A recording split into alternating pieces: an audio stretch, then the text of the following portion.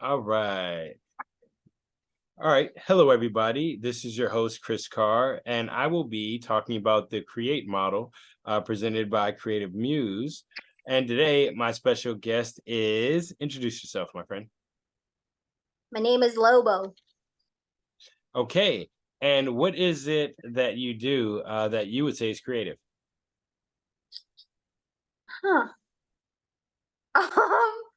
I guess some people would say that maybe DJing is something that I do once in a while. I also probably just think in a way that's probably a little, out there. So I'd probably say those two things for now.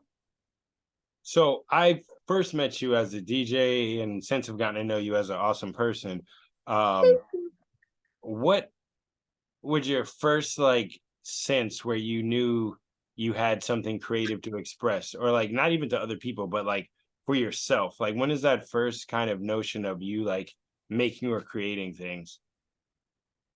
So I always connected creativity first and foremost with my mom because I was in my mom's belly and she was rehearsing, recording, performing every day. And then when I was growing up, I actually didn't necessarily like anything creative because I kind of associated with discipline, Hmm. my mom and my family forcing me to do certain things. It was always expected that I would learn something as a discipline, not necessarily as a form of free or liberated self expression, but more as a you must learn music, it's expected of you, right? So therefore I did not like anything that I was, doing. I respected it. I worked hard at it.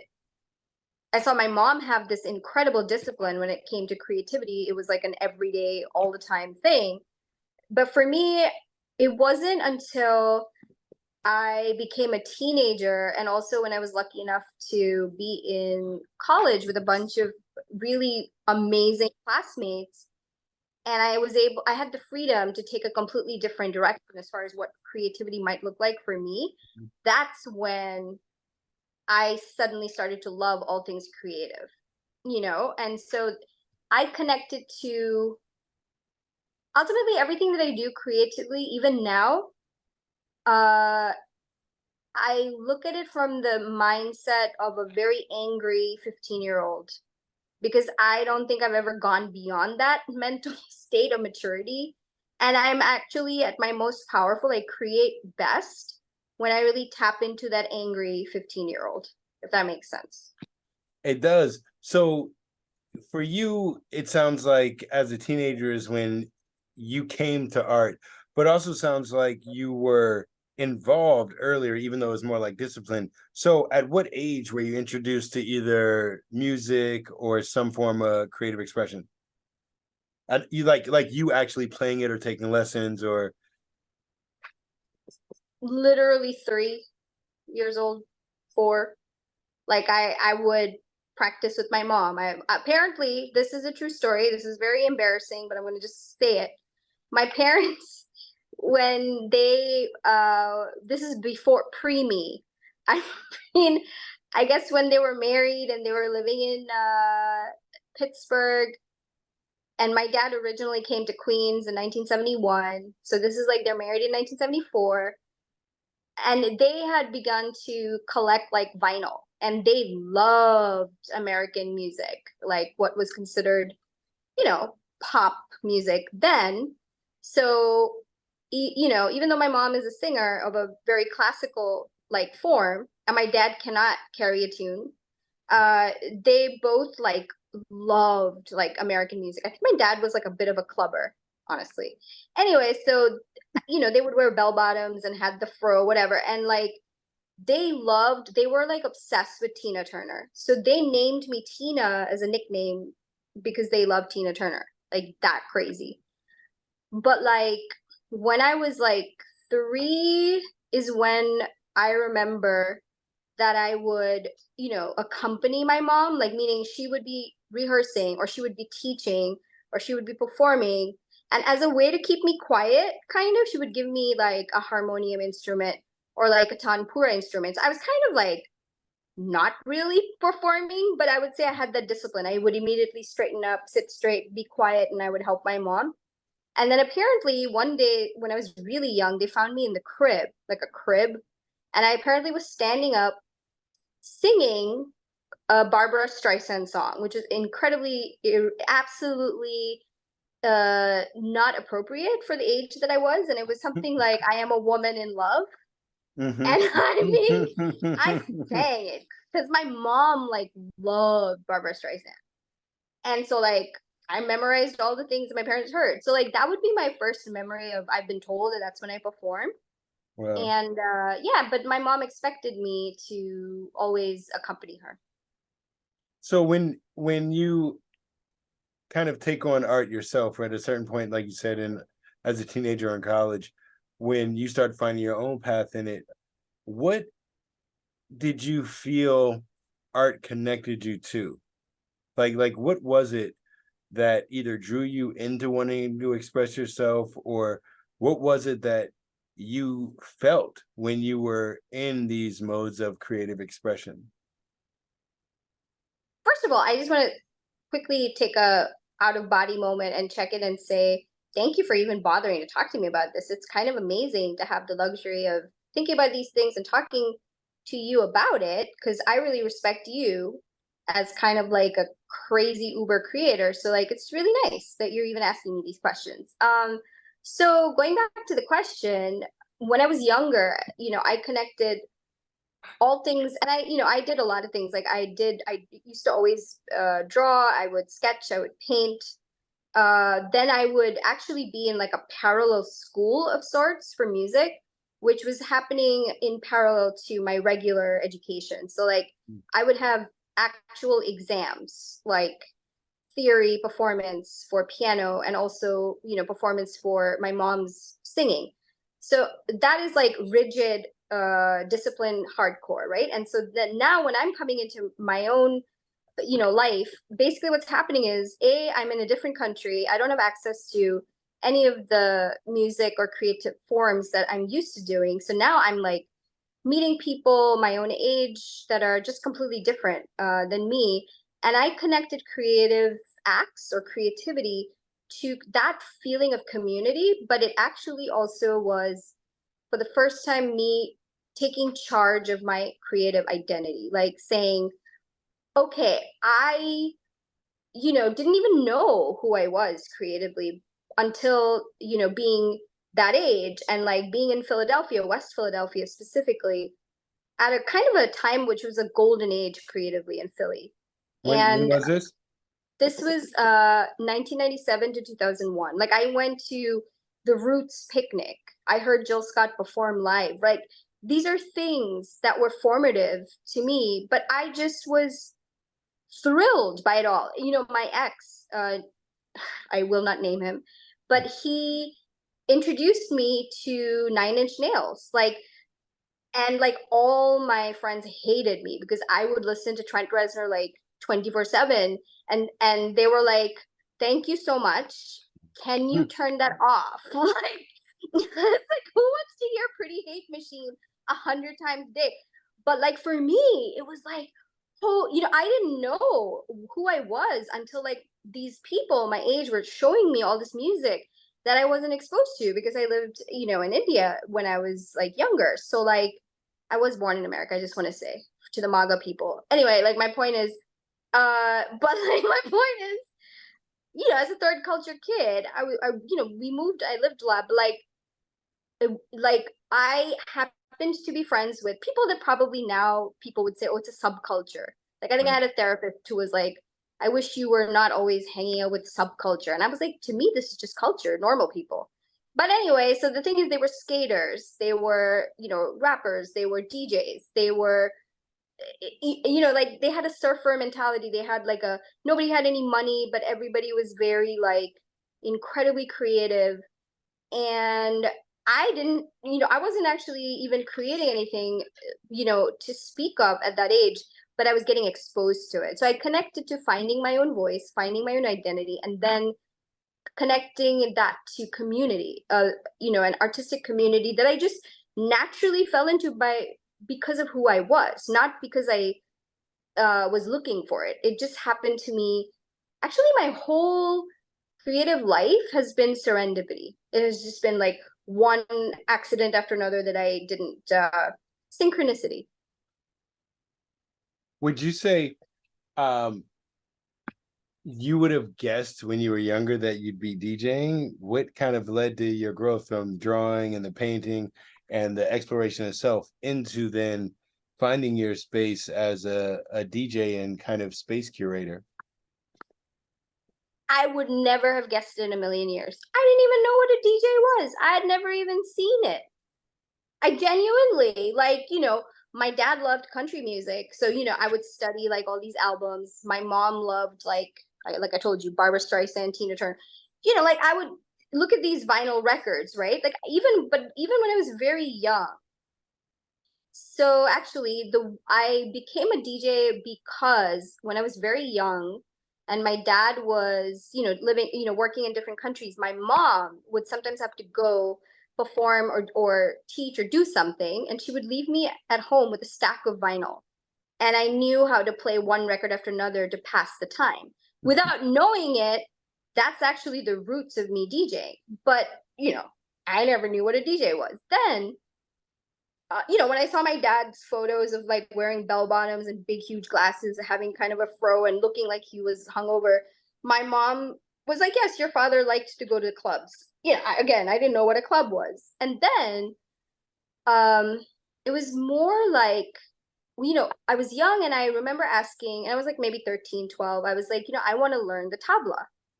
And Mm. I remember that I had like one lesson, maybe two, because my mom always had these musicians that were like, what they call sidemen in jazz, side women, side people, whatever. Like the idea being that they were like dedicated to performing for, uh, they earned a living like by playing for singers, right? Right. So like, and so she said to her, I guess, drummer equivalent, which would be a tabla player, "Can you give my daughter a lesson?" And he did. And I loved it. It hurt my hands, but I loved it. And I think the feeling was, no, this is really not appropriate for girl. Hmm. Like tabla is not what we do. You know what I mean? It wasn't so much said. I was already in like a formal music program, coursework. It just wasn't. So that was my first clue that I like things that maybe I'm not supposed to, like. And then only when I was like 18, 19, hanging out with these people, I'm looking now at true turntablism. This is pre software, pre, Serato, pre that, where there's just vinyl. There are just, like crates and crates. There's a lot of like manual labor involved in the form of Mhm. DJing. And sometimes, I'm sure, Chris, you can relate to this. All we did in college was like hang out at someone's house, where if one of your friends was a DJ, they were just performing, but really we're all just hanging out, right? But I was the one always observing that they were doing like scratches and things. I didn't even know what any of the vocabulary was. I didn't know what it was called, but I looked at them and I said, I really like that. But I didn't have any money and I didn't have any equipment. So it wasn't until I moved to New York that the Scratch DJ Academy opened. Mm. And so, and then, Jam Master Jay died, RAP. And like, I was in that inaugural class. Like I was, because I remember I got a tax refund, my first tax refund or something. I was like, okay, I can afford to take one class at Scratch DJ Academy. And I had all these friends who were like, what are you talking about? Who DJs? Like it wasn't considered like a thing that my New York friends did, because we were just like supposed to do a regular 9 to 5 job. You were supposed to earn your paycheck, go home, rinse and repeat. Like this whole, what do you mean you want to take a DJing class? It was just seen as like ridiculous. But I never had equipment, but I would go to Scratch DJ Academy, and I'm still friends to this day with the people that taught me, and they would laugh. They would be like, "You were always there practicing. Like you sounded horrible, but you were always you didn't have your own equipment." I didn't. I couldn't afford it. And I remember my ex, at the time we lived together, he was just like, "What the hell is this?" And his friends were all like, all they ever wanted was Wall Street in their life. They were like, "What the hell is this? What is your girl doing? Like, what is this?" So, and then when we broke up, and like, funnily enough, like my life not going in the path that I was supposed to be like a Stepford wife equivalent. I was supposed to be like like just be a wife, okay? And nobody cares. You have interests, you have career interests. Nobody cares. Like you're just supposed to be in this particular path. And I think I would have been good at it because I could do it. But like in a weird way, my life falling apart gave me the freedom to actually now DJ. It was like funny because on the one hand it was stigmatized, but then on the other hand it was like the most liberating thing. Uh, that's how it all started. And I was already considered old by the time I started because I was like not able to really DJ as I wanted to until I think I was like 24, 25. And that was already considered like, oh, you're over the hill for DJing, which is kind of funny. Now, a question I've asked one of our other guests is how you remain resilient. Like in our create model, the R at times can stand for resilience. How do you stay steadfast? How do you keep pushing when either life starts getting in the way of being creative, or you have people who may not be so supportive? I lived that. Uh, can I take it to a slightly sad place or? You're guiding this train, whatever you'd like. I just want to make sure I don't depress your listeners. Okay. No, we want truth. We want like, Students. you know. Okay. I think, uh, so the question is, how do I stay resilient, right? Yeah. And how do I keep creating? Is that sort of the question? Yeah. Okay. Um, so I always thought of my mom as a caged bird. Uh, she was signed to a record deal label when she was very young. She was immensely talented, very well known in her, region, in her genre, you know, but nobody cared to support her in her family. And I don't say that now from a place of judgment. I will only say that they did what they were supposed to do, which is they put her in an arranged marriage with my father. And my mother was sort of like always meant to be your ultimate bohemian artist. She really, honestly, she still is. She's just like, she's your ultimate artist. She's not meant to be tied down by anything. But she was forced to marry my dad, relocate to a different country, and she lost the freedom to pursue the career that she already had. And then she was forced to have a kid. And my dad, to his credit, I think my dad, poor guy, was looking for a quote unquote normal Indian girl, and instead he gets married to the singer. Who and my mother, literally, as they're getting married, my mom is like, I want you to know that I will save every penny so that I can come back and go back to my career. And my dad was like, I don't even know what you're talking about, lady. You're lucky to marry me. And my mom was like, you're lucky to marry me. And this is their relationship. So like, and so I guess my mom, when I was growing up, I experienced my mom's heartbreak. I experienced my mom's resentment. I experienced that she was so devastated that she couldn't live as she wanted to. So for me, I have resilience just because, like, I know what it is to see people who are trapped. My father, God bless him, he passed, but like, he was a great guy, but like he had some, demons that included alcoholism. He came to a place of recovery. But one might say that my dad also, was actually a very cool, creative person. He probably wanted to be a stand-up comedian. He adored Richard Pryor. That was like, he said till his dying day, like if he heard Kevin Hart, he would be like, well, he's no Richard Pryor. He said that about every comedian. I think my dad, and actually, who appreciated my DJ equipment?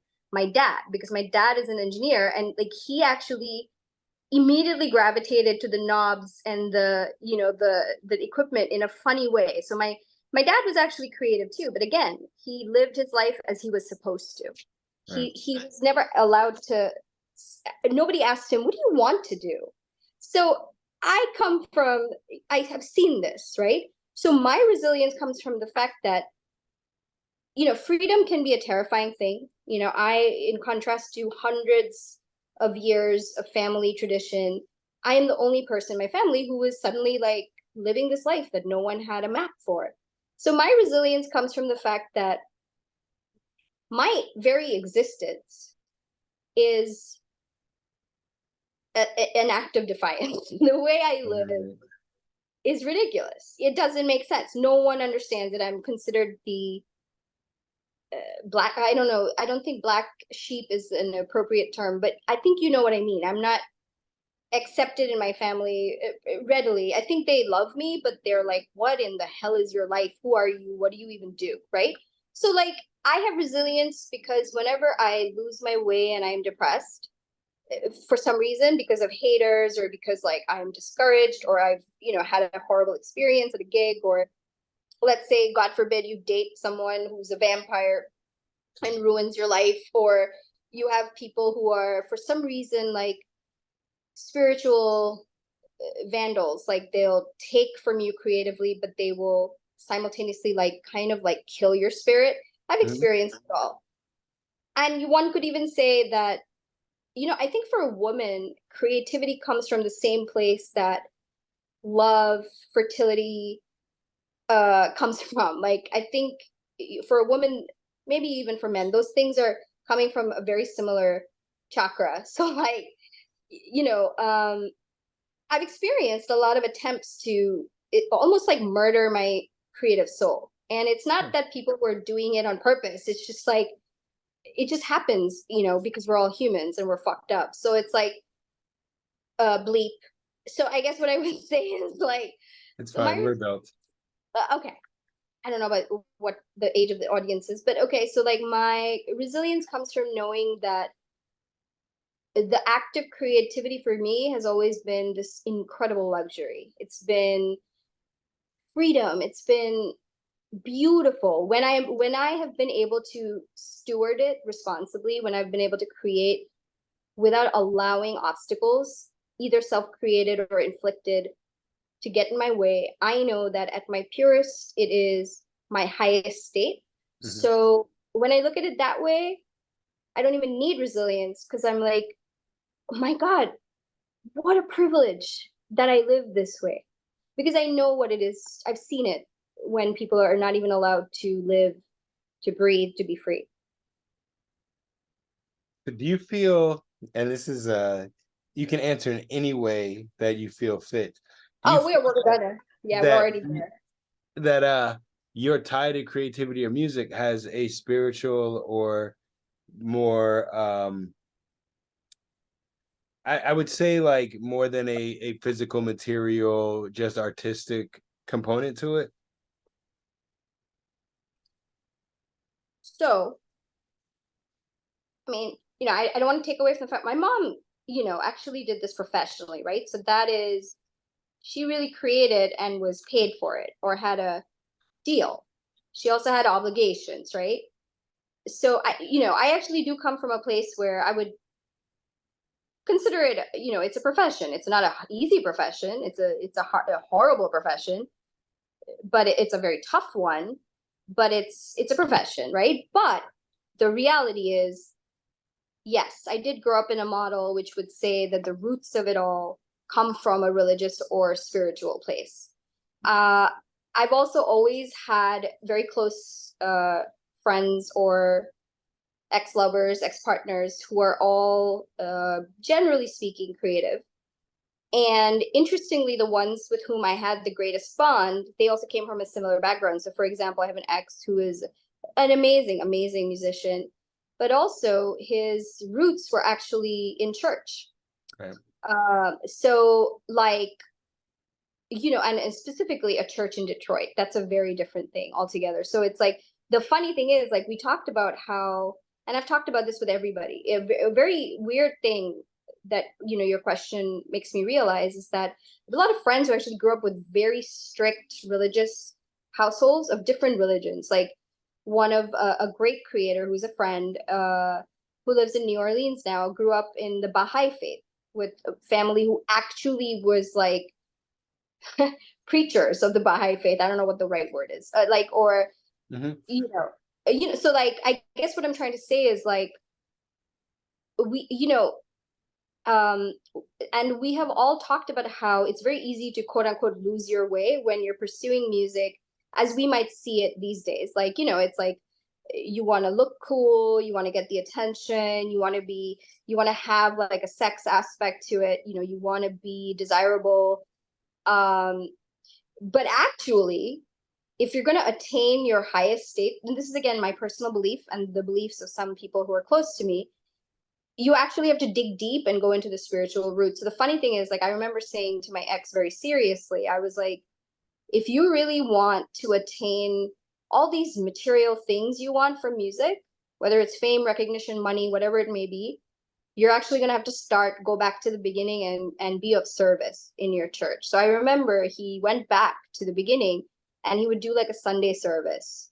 Hmm. And so that grounded him again. And it actually, funnily enough, started to open doors that were more conventionally, you would define as success, that were material, right? And Yeah. I would say that, like, for me as well, like, when the spiritual component is nurtured or tended to, then I feel better and I feel that other things come. But when I have forgotten that, I feel that I have lost my way.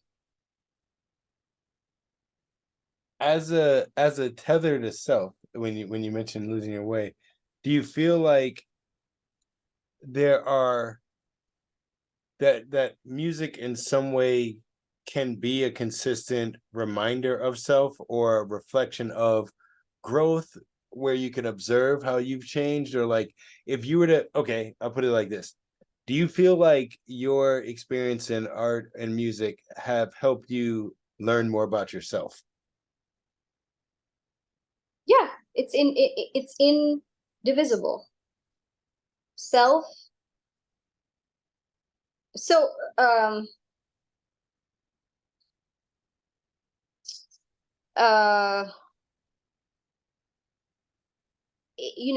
let me put it in a performance context. When I have DJ'd for you, and thank you for the many opportunities that you've given me, I really appreciate it. Most of all, I appreciate the soul food, right, that comes from being around creative kindred. Uh, if I'm performing um in a higher vibration, right? I am I'm putting myself into it. And I'm not doing it. So I have often performed very poorly. I've had bad gigs. I've been yelled at. I've been admonished in many a commercial setting. I've had horrible experiences in so many different venues and circles and settings. And the funny thing is, like, I've always had my best experiences when very rarely I've been able to take my ego out of it. If I remembered that I come to this to serve, and this is not about me, only then I've noticed the gig goes a certain way. Right. When I have come to it from a place of insecurity, from a competitive place, from an upset place, from a messy, spiritually dirty place, whatever that might be. I'm worried about the money. I'm worried about recognition. I'm worried that I don't know whatever it might be. It just then generally doesn't go that great. And you can tell that the caliber of the performance, ultimately the connection with the audience, right? Where they kind of forget that you're there, but you're so in tune with them, which is your service, or you're in service of the artist as a DJ. Ultimately I've always seen it as like, you're not supposed to really, yeah, sometimes it is about, okay, you want to see me, but like sometimes you don't need to see me. I'm just here to keep it moving along with you and whoever else, right? And it's like that. um it is inseparable from self, because, and I think that's why gigs are so exhausting. They're both uplifting when they go well, but they're exhausting. And that's why Prince, like, right, like certain performers, I think, I don't want to speculate, but what is the thing my dad always said, like, a candle that burns twice as brightly is half as short. Because, you know and again, I have exes who, are paid to, tour the world. And the whole idea is that you're supposed to tour and perform like 200 plus days a year.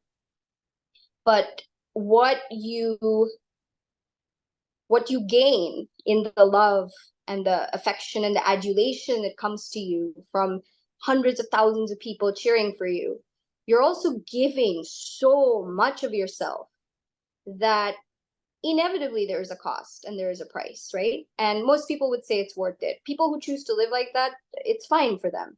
But yeah, it's indivisible. When you're performing at your highest and you're received that way, yourself you're literally giving your all, your soul, Right. and you're sharing it. Is that like a very ridiculous answer? But it's what I really believe. No, I'm A, appreciative of you expressing in that way. And B, when I think of the different ways people that I meet approach art, some folks may say art's purely aesthetic. They don't put much thought into it, they don't put much effort into it other than like a technical element of, I know how to craft something, I know how to design something, or I know what's beautiful or not. There are other people that may look at it more mechanistic and more like, you learn a certain way, you do this type of discipline, routine, activity, anyone can do it. You have people that I think view it as a personal journey, and that part of them making art is getting to know themselves in order to put themselves into art, or in order Yeah. to talk about their art with people. It forces them to learn more about themselves. There are other people that aren't introspective at all, and so the concept of, what do you mean explore inside, doesn't come up. Like, my mom's not introspective, she's caring, she's thoughtful, she's very intelligent, but if you stop and ask her, like, so how do you feel about this, and how do you think that made other people feel, she's like, what are these questions you're talking about, Right. Right. um, and so, but she enjoyed painting, but by numbers, she didn't have an idea in her mind she wanted to get out and tell the world. She thought it was relaxing to actually physically paint. Yeah. uh, so I'm just glad, I think, that you're able to articulate your feelings on it, because that's also very difficult for us as artists to be able to explain it to other people in a way that would make sense, and it puts pressure on us sometimes to have to explain the inexplicable. And so, no, I'm glad, it made total sense to me. Thank you for listening to my long winding answers. Nah, and Um, that's also, I wanted this to be a thing to where people get to know you as an artist and your personal approach. We are gonna run out of time in about 2 minutes, so we'll do some wrap up. But yeah. often when I see discussions with artists, it's very generalized. It's so how'd you get started in the business? Oh, well, when I was young, I just blah blah, and you're like, wait, that's that, like, I already read the article. Like, I want to know, like, you. So I want to thank you for being as transparent and direct and open in the discussion, and for giving us some insight into your creative process. Is there anything you'd like to say before we finish up? No, I just want to shout out Stonehenge Barnhash Barnhashnikovsky. There This might it be the is. only time I've stumbled. No, as long as you got it, we're good. Barnhash Smash. Yeah, I just There we want to go. shout that artist out, but that's it. Yeah, Thank well, thank you. And shout out to Lobo. For the people that don't know, Lobo is very, very modest, but has been rocking with us since back in the day. Summer festivals, Gamba, outdoor, indoors, always coming through and being of service, but having a good time too. The vibes is right. So when you hang out with Lobo, I know we're having a somewhat serious conversation this evening, but this a lot of positive, fun, good vibe energy. So thank you. And also, I did want to, maybe we'll talk another time about how you bridge the gap on being as professional and successful you have been, and still maintaining your foot in the lane of creativity, because we spoke mostly about art, but you also have had numerous kind of evolutions as a thinker and contributor in various other kind of industries. So we'll get to that at some point. Sounds good. I just want to say, that I'm a nobody, right? I want to make sure that that I don't have any success anywhere. but let's pretend that I do. Yes, we'll talk more. All right. All right, be safe, and I appreciate you for joining us, and thank you for the people watching.